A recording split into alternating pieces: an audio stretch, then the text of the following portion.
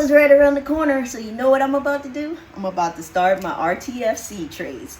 I plan on actually seeding probably the 3rd week of August if the temperatures cooperate. So now is the time for me to start these trays.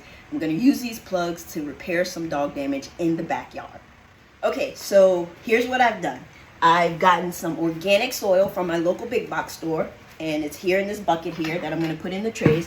I've mixed in some high retain 10-0-0 and some Soil Alive, and I think that's going to just help things get going and get, pop.